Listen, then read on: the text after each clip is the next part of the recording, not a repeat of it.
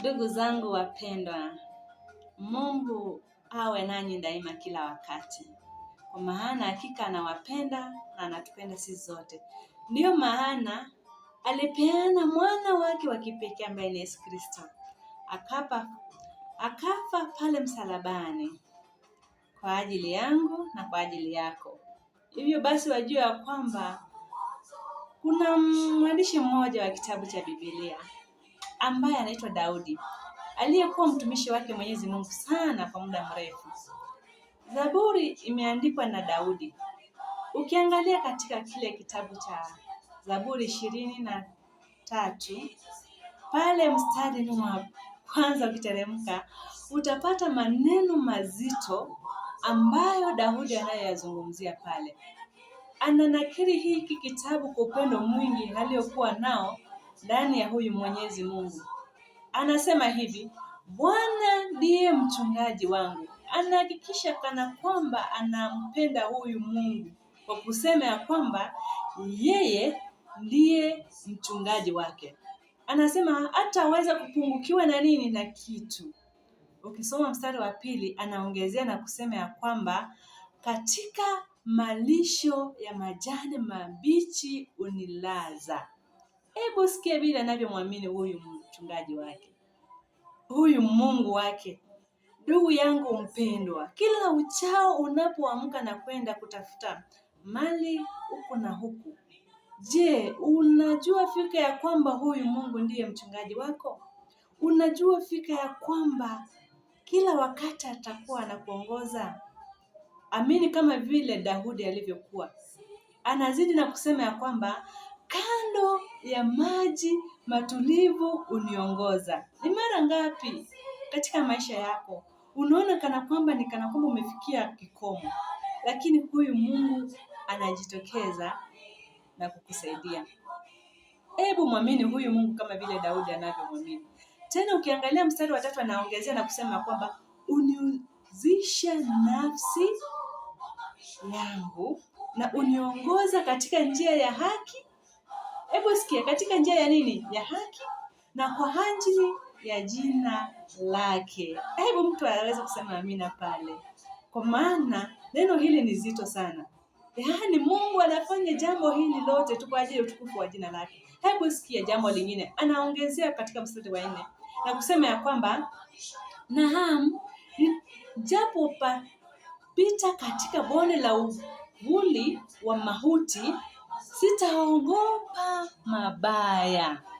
Mara ngapi katika maisha yako unaona ya kwamba ni kama umefikia kikomo, maisha yako imeisha, lakini unajipa moyo na kusema ya kwamba hakika kuna Mungu, hakika huyu Mungu ananipenda.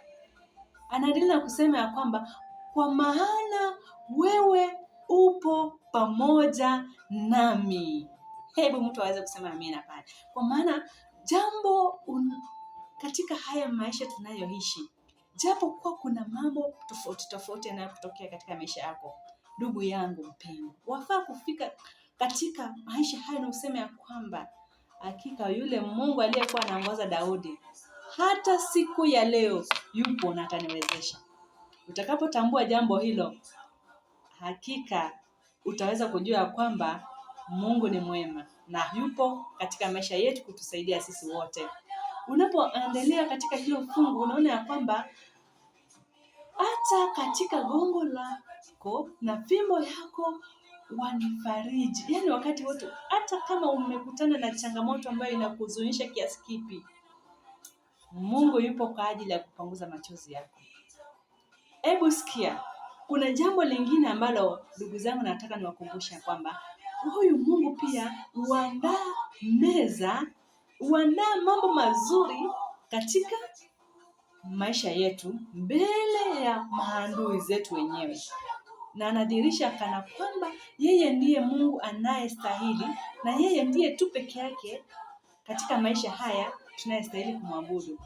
Hebu sikia, anasema hivi: umenipaka mafuta kichwani pangu. Huyo ni Daudi anasema hivyo. Yaani huyu Mungu pia katika maisha yetu tujue ya kwamba ametuteua sisi kama wenyewe, tujichagulie na tujionyeshe ya kwamba tunampenda huyu Mungu. Tusipochagua hilo katika mioyo yetu, mienendo yetu, hakika hilo mibaraka litakuwa laangamia tu bure. Siwafichi ndugu zangu wapendwa. Na kwa hivyo anasema ya kwamba hakika wema na fadhili zitafanya nini?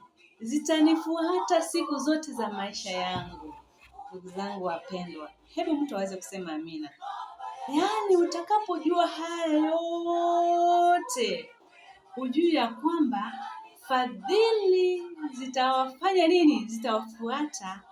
Mibaraka zote zake Mwenyezi Mungu zitatufuata katika maisha haya tunayobarikiwa kuwa nayo.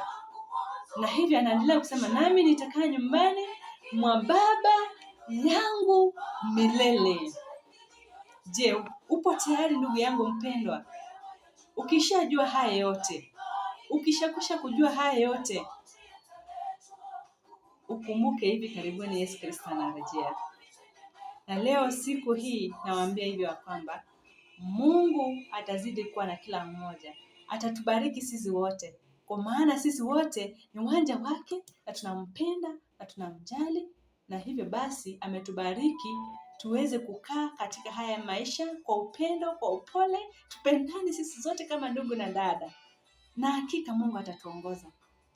Mahali popote pale unapofanya kazini, mahali popote pale unapotembea sokoni, kanisani, matendo yako yawe yanaendanisha na huyu Yesu Kristo. Na hakika utaweza kuregret siku hata moja. Kwa maana mwenyewe amekwisha kutuambia tu vizuri ya kwamba yeye ndiye mchungaji wetu. Ni nini lingine lile ambalo